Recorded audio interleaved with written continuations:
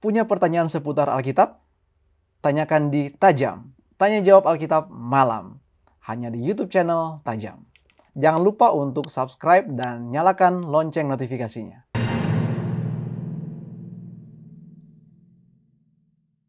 Jamie M bertanya, Shalom, saya mau bertanya, di zaman ini kita mencari arti mimpi kita, berdosa atau tidak mencari atau mempercayai arti mimpi? Mohon penjelasannya pendeta. Terima kasih. Silakan pendeta. Terima kasih. Kita langsung saja kepada Alkitab, di mana Alkitab pun menceritakan tentang orang-orang yang mendapatkan mimpi. Bahkan beberapa buku atau kitab dalam Alkitab ini adalah catatan tentang penglihatan ataupun mimpi. Contohnya, dalam Daniel pasal yang kedua, itu cerita tentang mimpi yang didapatkan oleh Nebukadnezar. Dan bahagian-bahagian lain dari kitab Daniel adalah penglihatan yang Tuhan berikan. Kemudian juga kitab Wahyu dan kitab-kitab lainnya, Yehezkiel. Jadi ada banyak kitab dalam Alkitab yang di dalamnya ada cerita tentang mimpi yang Tuhan berikan kepada umat-umatnya. Tentu Saudara Jamie M, demikian juga host kita, Saudara Jeffrey dan Stephen mengetahui beberapa contoh mimpi di dalam Alkitab. Salah satunya adalah mimpi yang diperoleh Yakub. Pada waktu malam ia tidur, melarikan diri dari rumahnya hanya dengan beralaskan batu sebagai bantal kepalanya. Dia melihat malaikat naik dan turun melalui suatu tangga yang menghubungkan bumi dan sorga. Dan setelah ia bangun keesokan paginya, ia mengambil kesimpulan bahwa Allah hadir di sana. Dan tempat itu kemudian dinamakan Betel, yaitu rumah Allah. Demikian juga ada Yusuf yang mendapatkan mimpi. Dan kita tahu bahwa mimpi Yusuf itu bukan hanya tentang dia, tetapi tentang bagaimana pada akhirnya Tuhan Allah menyelamatkan suatu bangsa. Ini Yusuf anak dari Yakub. Yusuf yang lain juga, yaitu suami Maria, Yusuf ayah dari Yesus di atas dunia ini, juga mendapat mimpi agar supaya ia boleh segera membawa bayi Yesus keluar dari Bethlehem dan mereka pergi ke Mesir. Nah, semua mimpi itu ada kaitannya dengan rencana Tuhan bagi keselamatan suatu bangsa. Keselamatan Tuhan atau keselamatan yang Tuhan berikan untuk umatnya melalui Tuhan Yesus Kristus, melalui pimpinan Tuhan, melalui bagaimana caranya Tuhan Allah akan memimpin umatnya di masa yang akan datang. Firaun contohnya mendapatkan mimpi tentang 7 tahun kelimpahan dan 7 tahun kekeringan atau kelaparan. Dan mimpi itu datang dari Tuhan dan maknanya Tuhan berikan melalui Yusuf. Dan itu bukan hanya tentang Firaun secara pribadi, tetapi ini tentang bagaimana rencana Allah untuk menyelamatkan suatu bangsa. Jadi mimpi-mimpi yang ada di dalam Alkitab yang tercatat, itu bukan hanya tentang kepentingan seseorang. Tetapi kalaupun itu tentang seseorang, maka itu ada kaitannya dengan rencana Allah untuk memimpin umatnya. Rencana Allah untuk melepaskan umatnya dari suatu kesesakan. Bahkan rencana Allah untuk keselamatan, hidup kekal bagi umat-umatnya. Mimpi Nebukadnezar contohnya, mengenai patung yang kepalanya dari emas, selanjutnya sampai kepada kakinya dan jari-jari kakinya yang terbuat dari besi bercampur dengan tanah liat.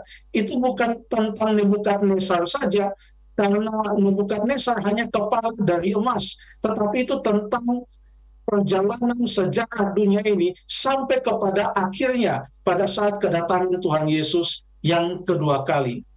Salomo juga pernah bermimpi, dan itu datangnya dari Tuhan. Dia bermimpi. Contohnya, kalau kita baca di dalam 1 Raja-Raja pasal yang ketiga, 1 Raja-Raja pasal yang ketiga,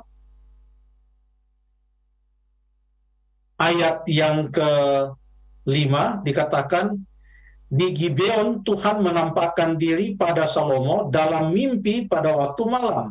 Berfirmanlah Allah, mintalah apa yang hendak kuberikan kepadamu. Dalam ayat yang ke-15, terjagalah Salomo, ternyata ia bermimpi. Sekembalinya ke Yerusalem, berdirilah ia di hadapan tabut perjanjian Tuhan, dipersembahkannya korban-korban bakaran dan korban-korban keselamatan. Mimpi yang diberikan kepada Salomo bukan hanya tentang dirinya, tetapi tentang bangsa yang akan dipimpinnya dengan hikmat dan kebijaksanaan yang datangnya dari Tuhan. Demikianlah Tuhan menyampaikan pesannya kepada umat-umatnya melalui mimpi yang ia berikan kepada seseorang, dan orang itu kalaupun tidak mengetahui makna dari mimpinya, seperti kasusnya Firaun ataupun Nebukadnezar, tetapi Allah akan mengutus nabinya atau utusannya, hambanya, untuk memberikan makna terhadap mimpi tersebut.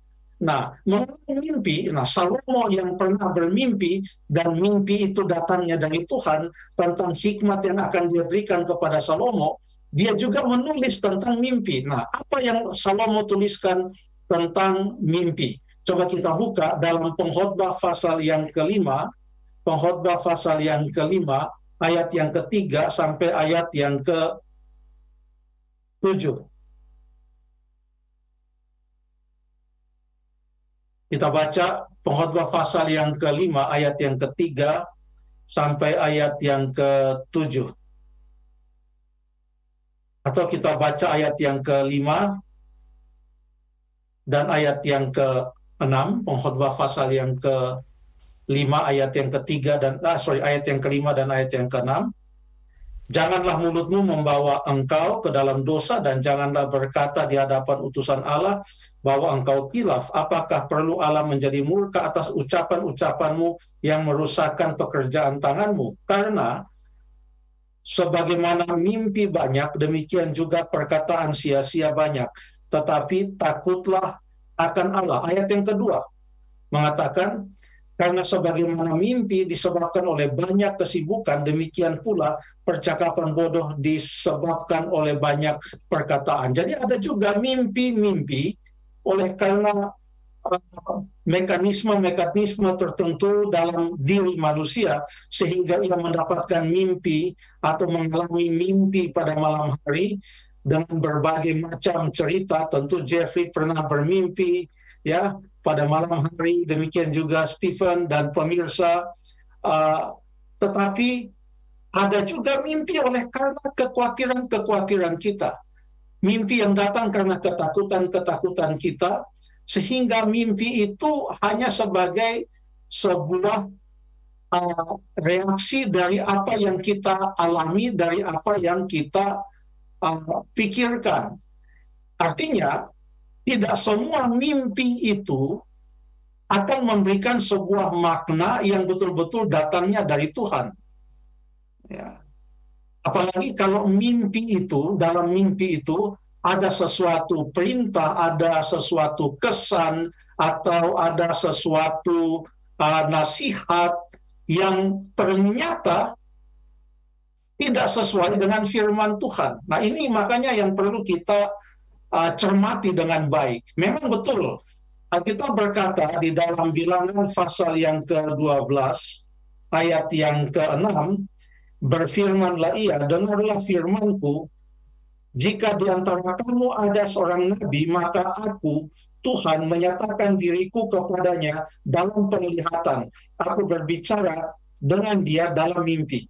Jadi kalau ada seorang nabi, maka Tuhan bisa berbicara kepadanya melalui penglihatan maupun melalui mimpi. Dan itu tadi kita sudah ambil contoh Nabi Daniel dan nabi-nabi lainnya, kemudian Yohanes yang kekasih di perjanjian baru, mereka mendapatkan mimpi karena Tuhan memberikan mimpi kepada mereka.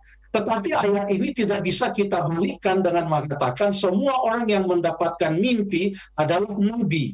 Tidak demikian. Tetapi Tuhan bisa berbicara melalui mimpi kepada nabi-nabinya, dan itu akan diberitakan kepada umat-umatnya. Dan Alkitab ini adalah merupakan ilham dari Allah. Telah dituliskan di mana di dalamnya ada juga pekabaran yang Tuhan berikan melalui mimpi maupun melalui penglihatan. Jadi apakah berdosa atau tidak untuk mempercayai arti mimpi?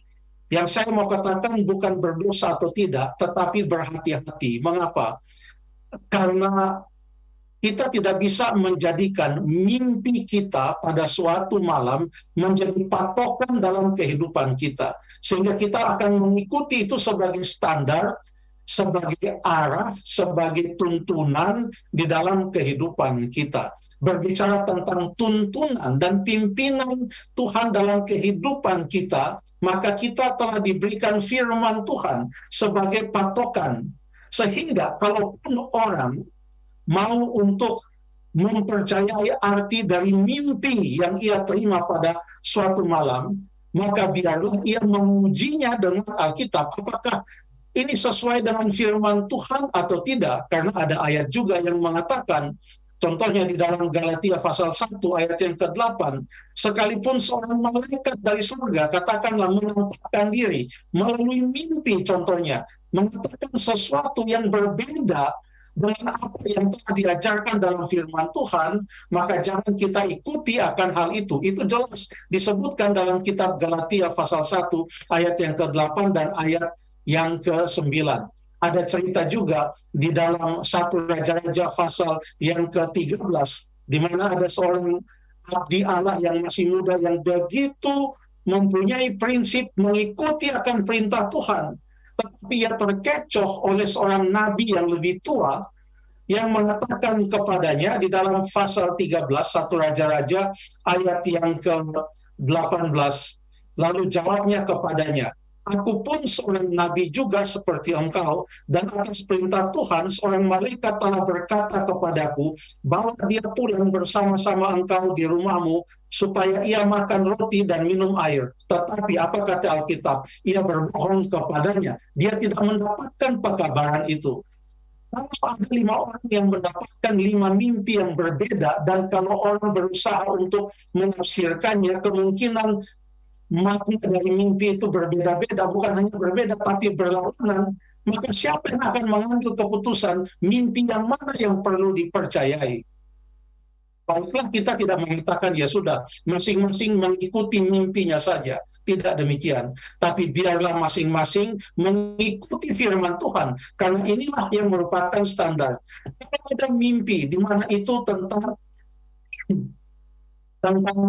kerinduan seseorang untuk melanjutkan pendidikan, dan mimpi di mana ia melihat bahwa Tuhan memberkati dia di masa yang akan datang. Setelah ia bangun dari tidurnya, dia bukan hanya harus mempercayai akan mimpi itu, tetapi hidupnya harus bergantung kepada Tuhan. Karena itu berkat masa depan dan apa yang akan terjadi bagi kita di masa yang akan datang itu adalah semua bagian dari penyerahan kita kepada Tuhan dan bagaimana Tuhan menuntun kita sesuai dengan rencana dan sesuai dengan kehendaknya.